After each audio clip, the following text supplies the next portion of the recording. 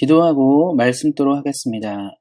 거룩하신 하나님, 오늘도 말씀을 통해 은혜 얻는 하루가 되게 하시고 우리 사랑하는 성도님들이 말씀이 주는 평안과 위로를 만나게 하시기를 기도합니다. 우리 사랑하는 성도님들이 이 땅의 고단한 삶 가운데서도 늘 말씀을 기억하며 다시 일어날 힘과 능력을 주로부터 얻게 하시고 언제나 승리하는 인생이 되게 하시기를 기도합니다. 지금은 살아계신 주의 말씀을 듣습니다. 말씀을 전하는 사람과 듣는 모든 사람들에게 하나님의 충만한 은혜가 임하기를 소망하며 우리를 구원하신 우리 주 예수 그리스도의 이름으로 기도하였습니다. 아멘. 오늘은 삼손의 생애라는 말씀의 제목을 가지고 함께 은혜를 나누고자 합니다. 스포츠 용어 중에 드래프트란 말이 있습니다. 이는 선수를 선발할 때 쓰는 용어로 유망하고 재능 있는 선수를 지명하여 구단과 계약하는 것을 말합니다. 그래서 대개 스포츠 구단들은 아마추어 시절에 평가가 좋고 좋은 기록을 가진 선수들을 지명하고 큰 액수의 계약금을 지불합니다. 선수가 가진 재능과 장래성을 기대하고 계약을 체결하는 것입니다. 그런데 종종 아마추어 때 이름을 날리고 매우 잘했던 선수가 프로에 들어와서 적응하지 못하고 형편없는 성적을 거두고 초라하게 은퇴할 때가 있습니다. 그럴 때 우리는 용두삼이라는 표현을 사용합니다. 이는 용의 머리로 시작했다, 뱀의 꼬리로 끝난다는 말로 시작의 위대함에 비해 초라한 마무리를 의미하는 사자성어입니다. 비단 스포츠에 비유를 했지만 우리가 사는 이 땅에서 많은 일들이 큰 의욕과 열정으로 시작했다가 용두삼이로 마무리되는 일들이 많습니다. 그래서 우리가 시작하고 계획한 일들이 잘 마무리와 마침만 되어도 이는 큰 축복입니다. 오늘 우리는 삼손의 삶과 죽음을 살펴보려 합니다. 그는 용두삼이와 같은 인생을 살았지만 다시 믿음을 회복함으로 용두삼이로 마무리될 뻔한 인생을 역전시킨 사람입니다. 그의 이야기를 통해서 우리는 하나님께서 말씀하시는 교훈을 만나보겠습니다. 오늘 우리가 살펴볼 삼손은 사사기 여러 장에 걸쳐서 나옵니다. 그래서 본문 구절을 앞부분에서 정하였습니다. 그래서 말씀을 들으신 후에 사사기 13장부터 16장까지 꼭 읽어보시기 바랍니다. 먼저 사사기에는 여러 사사들이 등장합니다. 오늘 우리가 살펴볼 삼손은 사사기에 등장하는 마지막 사사입니다. 사사기의 저자는 삼손을 이야기하면서 다른 사사들과 달리 출생에 대한 이야기를 먼저 소개하고 있습니다. 왜냐하면 그는 이스라엘 사사 중 가장 독특하게 부름을 입은 사람이었기 때문입니다. 그가 어떤 부름을 입었는지를 말씀을 통해서 살펴보겠습니다. 먼저 본문 말씀 1절입니다. 이스라엘 자손이 다시 여호와의 목전에 악을 행하였으므로 여호와께서 그들을 40년 동안 블레셋 사람의 손에 넘겨주시니라. 지금 읽어드린 말씀처럼 이스라엘 자손은 다시 범죄하여 고난을 당합니다. 무려 40년을 블레셋의 압제에 시달립니다. 기드온의 시대 때 이스라엘이 고난당한 연수가 7년이었는데 이스라엘의 삶이 매우 고통스럽고 힘들었습니다. 그런데 이스라엘이 블레셋으로 인해 40년을 고통 속에 보냈습니다. 아마 매우 견디기 힘든 시간들을 보냈었을 것입니다. 사람이 고통이 심해지고 견디기 어려워지면 기도도 끊기고 의지도 끊깁니다. 사사기에 다른 사사가 등장할 때는 이스라엘 백성들이 하나님께 구원해달라고 기도하는 장면들이 나옵니다. 그러나 오늘 본문 어디에도 이스라엘이 기도했다라는 내용이 나오지 않습니다. 고통의 시기가 40년이 되면서 기도할 힘도 의지도 사라진 것입니다. 고난이 해결될 기미가 보이지 않자 사람들은 포기하고 고통스럽고 힘들지만 순응하며 살기로 한 것입니다. 우리는 이 점을 잘 이해할 수 있습니다. 일본에게 나라를 빼앗기고 처음에는 한국 사람들이 나라를 되찾고자 하는 독립운동을 매우 활발하게 하였습니다. 하지만 일제 통치가 장기화되면서 많은 사람들이 일본의 방식대로 사는 삶에 순응하며 살았습니다. 왜냐하면 도저히 벗어날 길이 보이지 않았기 때문입니다. 이처럼 삼손의 출생할 무렵 이스라엘 사람도 그러하였습니다. 그래서 그전과는 달리 하나님께 도움을 요청하지 않았습니다. 그런데 우리가 믿는 하나님은 자신의 백성을 돌보시는 분입니다. 우리가 기도할 힘이 없고 하나님을 바라볼 소망이 생겨나지 않을 때 자신의 백성을 위해서 일하시는 분이십니다. 하나님은 고통하는 이스라엘 백성을 위해서 구원자를 보내기로 결정하십니다. 바로 삼손의 출생을 예고하셨습니다. 사랑하는 성도 여러분, 하나님께서 이렇게 자신의 백성을 사랑하는 분이십니다. 우리가 아무것도 하지 못하는 그 순간에도 우리를 여전히 바라보시는 분이십니다. 삶의 문제로 고통하고 좌절될 때 반드시 기억하시기 바랍니다. 우리의 믿음보다 크신 하나님의 사랑이 우리 사랑하는 성도님들의 삶의 모든 문제를 건져낼 것입니다. 언제나 이 놀라운 하나님의 사랑을 누리시는 우리 사랑하는 성도님들 되시기를 예수님의 이름으로 축원드립니다. 이렇게 단지파 마노의 아들로 삼손은 태어났습니다. 삼손의 이름의 뜻은 태양의 아들이라는 의미로 이스라엘을 태양같이 돌보시는 하나님의 의지가 담겨져 있습니다. 그리고 본문 14절에 나온 것처럼 삼손은 나시린으로 출생하였습니다. 그래서 우리는 나시린이 어떤 사람인지 먼저 알 필요가 있습니다.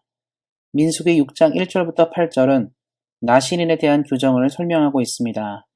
말씀이 길지만 읽어보도록 하겠습니다.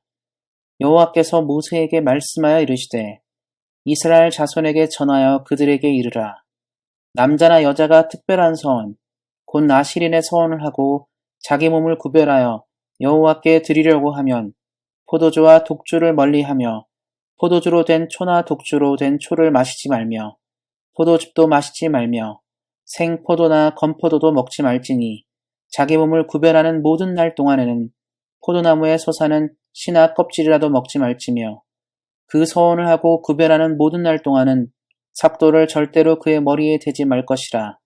자기 몸을 구별하여 여호와께 드리는 날이 차기까지 그는 거룩한즉 그의 머리털을 길게 자라게 할 것이며 자기의 몸을 구별하여 여호와께 드리는 모든 날 동안은 시체를 가까이 하지 말 것이요 그의 부모 형제 자매가 죽은 때라도 그로 말미암아 몸을 더럽히지 말 것이니 이는 자기의 몸을 구별하여 하나님께 드리는 표가 그의 머리에 있음이라. 자기의 몸을 구별하는 모든 날 동안 그는 여호와께 거룩한 자니라. 지금 읽어드린 말씀처럼 나시린은 첫째로 포도주와 독주와 포도주로 된 초나 독주로 된 초를 마시지 않았습니다. 이는 포도와 관련된 음식은 먹지 않았음을 의미합니다. 둘째로 머리에 삭도를 대지 않습니다. 이는 머리카락을 자르지 않아야 함을 의미합니다. 셋째로 시체를 가까이 하지 않았습니다. 심지어 부모 형제가 사망하였을 때에도 시체를 가까이 하지 않았습니다. 그리고 나시린은 오직 하나님께 구별된 사람이라는 표를 가진 사람으로 거룩한 사람이라고 칭함을 받았습니다. 대개 나시린이 말씀에 나온 것처럼 서원을 통하여 일정 기간을 나시린으로 살았는데 삼손은 하나님의 특별한 선택으로 나면서부터 죽을 때까지 나시린으로 살아야 하는 사람이었습니다. 그와 비슷한 나시린이 성경에 2명 더 등장하는데 사무엘과 세례 요한이 나면서부터 나시린으로 삶을 산 사람입니다. 이렇듯 삼손은 하나님의 강권적인 은혜로 이스라엘을 구원해내야 하는 특별한 사명으로 이 땅에 온 사람이었습니다. 그리고 하나님은 그가 하나님의 위대한 비전을 실행할 수 있도록 누구도 당해내지 못하는 힘을 허락하셨습니다. 사랑하는 성도 여러분, 하나님께서 우리에게 하나님의 일을 맡기고 시행하실 때는 그냥 우리가 하도록 하시지 않습니다. 삼손에게 능력을 부으신 것처럼 우리에게도 힘과 능력을 부어주십니다. 우리 사랑하는 성도님들이 이를 기억하시고 하나님께서 주의 일을 맡기실 때 주님이 주시는 능력으로 감당하시기를 예수님의 이름으로 축원드립니다. 그런데 삼손은 다른 사사들과 달리 자신의 능력을 하나님의 영광을 위해서 사용하지는 않았습니다. 사사기 14장부터 16장까지의 기록을 보면 대부분 삼손의 개인적인 일이 많이 등장합니다. 그리고 그와 얽혀서 그가 자신의 능력을 사용한 것을 우리는 볼 수 있습니다. 하나님께서 그에게 능력을 주신 것은 고통하는 이스라엘 백성들을 건져내라고 주신 것입니다. 그러나 그러한 일에는 그는 관심이 없었습니다. 게다가 삼손은 이방 여인들을 많이 사랑했습니다. 딥나의 여인, 가사의 기생, 솔에게 들릴라 등은 삼손이 사랑한 이방 여인들입니다. 구약시대의 율법은 이방인과의 결혼을 금하고 있습니다. 이는 이방인의 잘못된 종교관과 우상을 섬기는 신앙이 이스라엘에 유입되는 것을 금한 하나님의 법이었습니다. 이는 이스라엘 모든 사람들이 반드시 지켜야 하는 법이었습니다.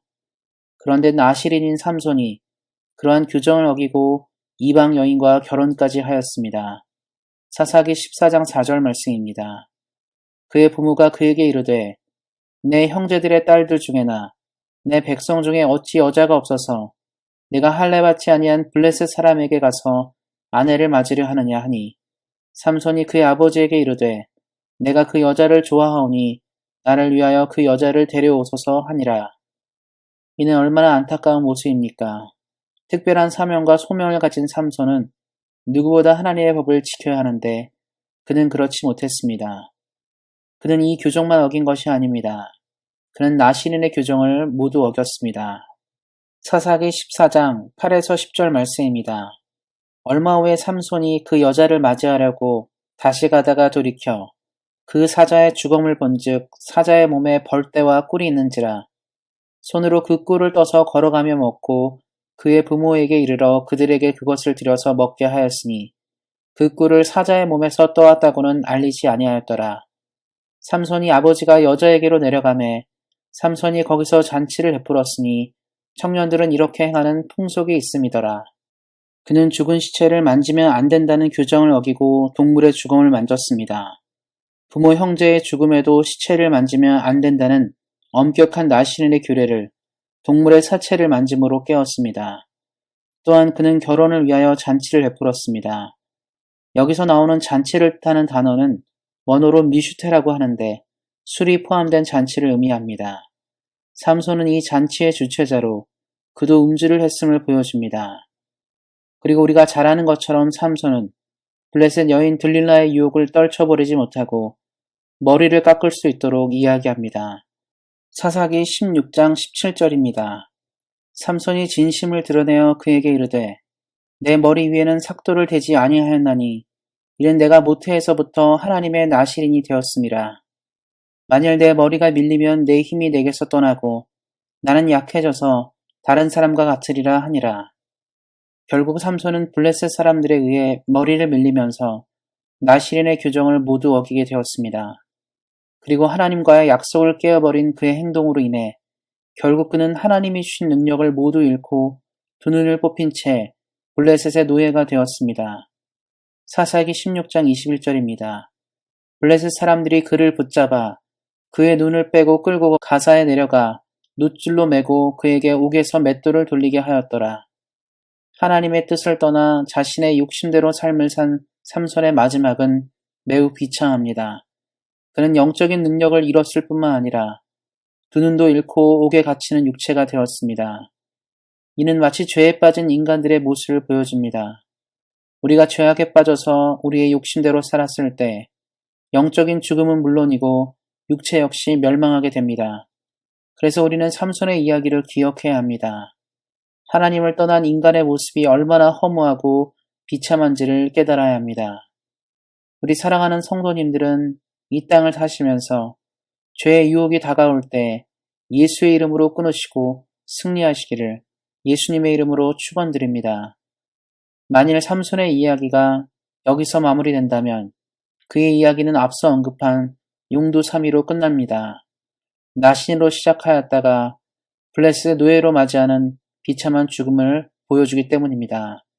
하지만 삼손은 회개함으로 자신의 삶을 역전한 사사가 되었습니다. 사사기 16장 22절입니다. 그의 머리털이 밀린 후에 다시 자라기 시작하니라. 이 말씀에 나오는 다시 자라기 시작한다는 표현을 주목할 필요가 있습니다.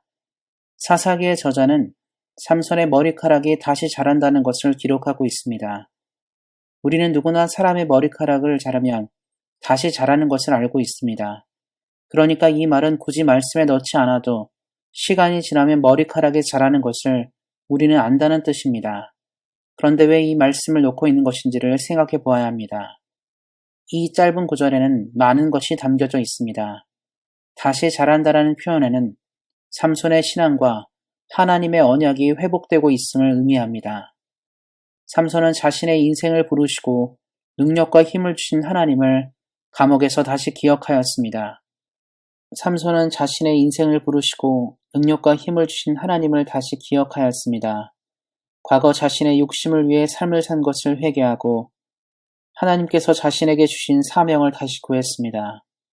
사사기 16장 28절 29절입니다. 삼손이 여호와께 부르짖어 이르되 주 여호와여 구하옵나니 나를 생각하옵소서. 하나님이여 구하옵나니 이번만 나를 강하게 하사 나의 두 눈을 뺀 블레셋 사람에게 원수를 단번에 갚게 하옵소서 하고 삼손이 집을 버틴 두 기둥 가운데 하나는 왼손으로 하나는 오른손으로 껴 의지하고 그는 간절한 마음으로 다시 하나님께 나아갔습니다. 그리고 삼손은 믿음으로 행동했습니다. 삼손은 기도만 하고 기다리지 않았습니다. 그는 자신에게 다시 힘과 능력을 베푸실 하나님을 믿고 기둥을 붙잡았습니다. 많은 사람들이 기도하고 행동하지 않습니다. 이는 하나님이 누구신지 모르기 때문에 그렇게 주저하는 것입니다. 삼손의 이야기 서두에 말씀드린 것처럼 이스라엘이 너무 고통스러워 기도하지 못할 때 하나님은 삼손을 보내셨습니다. 우리가 기도하지 못하는 그 순간에도 하나님은 우리를 이렇게 돌보시는데 하물며 우리가 믿음으로 기도하는 순간에는 얼마나 우리를 도우시겠습니까? 사랑하는 성도 여러분, 혹 기도하고 머뭇하거나 믿음을 가지지 못하는 것이 있습니까? 삼손의 이야기를 기억하시고 앞으로는 기도하고 행동하시기를 권면드립니다. 그래서 삶의 모든 순간을 하나님을 믿고 의지하면서 살아가시기를 예수님의 이름으로 축원드립니다. 하나님은 삼손의 기도에 응답하셨습니다. 사사기 16장 30절입니다. 삼손이 이르되 블레셋 사람과 함께 죽기를 원하노라 하고 힘을 다하여 몸을 굽히매 그 집이 곧 무너져 그 안에 있는 모든 방백들과 온 백성에게 덮이니 삼손이 죽을 때에 죽인 자가 살았을 때에 죽인 자보다 더욱 많았더라. 말씀처럼 삼손은 그의 마지막 순간에 가장 힘과 능력이 왕성할 때보다 더 큰 일을 하였습니다. 이스라엘을 블레셋의 손에서 구원하기로 부름을 입은 그의 이 땅의 사역이 실패가 아닌 성공으로 마치는 순간이었습니다. 사랑하는 성도 여러분, 삼손은 비록 하나님의 뜻을 어기고 모든 것을 잃고 감옥에 갇혀 고통을 당했지만 그는 감옥에서 한 가지를 깨달았습니다. 바로 자신을 선택하고 부르신 하나님의 신실함이었습니다. 그래서 그는 비록 육신의 눈이 뽑혔지만 하나님을 향하여 죽었던 영의 눈이 다시금 회복되었습니다. 그리하여 이스라엘과 삼손을 향해서 언약을 맺고 그 약속을 잊지 않으신 하나님으로 말미암아 블레셋을 물리치게 되었습니다. 삼손이 다시 일어나고 쓰임받게 된 데에는 그의 진정한 회개와 하나님의 신실하심이 있었습니다. 우리 사랑하는 성도님들이 죄악을 저질렀을 때 삼손과 같은 회개를 하시고 또한 주께 나아갈 때마다 하나님의 변치 않는 신실하심이 늘 함께 계시기를 예수님의 이름으로 축원드립니다. 이제 말씀을 맺고자 합니다. 우리는 언제나 우리들의 삶과 인생이 용두사미가 아닌 처음이 그랬던 것처럼 마무리도 변화없기를 소망합니다. 하지만 혹 넘어지더라도 삼손과 같이 다시 일어나기를 소망합니다. 삼손은 사사기 이후에 거의 나오지 않다가 히브리서 11장 32절에 믿음의 선조들의 명단에 다시 등장합니다. 하나님이 그를 믿음의 사람으로 인정하셨다는 증거입니다. 비록 그는 거창하게 시작하여 죄악으로 인하여 비참한 지경까지 이르렀지만 진실한 회개로 다시 하나님의 인정을 받고 아름답게 인생을 마무리한 위대한 믿음의 사람이 되었습니다. 우리 역시 그의 이야기를 기억하므로 이 땅을 살 때 하나님을 굳게 붙잡고 살아가므로 하나님께서 기억하고 인정하는 우리 사랑하는 성도님들의 삶이 되시기를 예수님의 이름으로 축원드립니다. 기도하겠습니다. 하나님, 오늘도 귀한 말씀으로 위로해 주심을 감사드립니다. 우리가 비록 넘어지고 쓰러지는 연약한 인생이지만 언제나 우리를 불쌍히 여겨주셔서 은혜를 내려주시고 우리 사랑하는 성도님들의 삶이 하나님이 주목하고 인정하는 인생이 되게 하시기를 기도합니다. 언제나 하나님과 함께 이 땅을 더욱 힘차게 살게 하실 것을 믿으며 우리를 구원하신 우리 주 예수 그리스도의 이름으로 기도하였습니다. 아멘.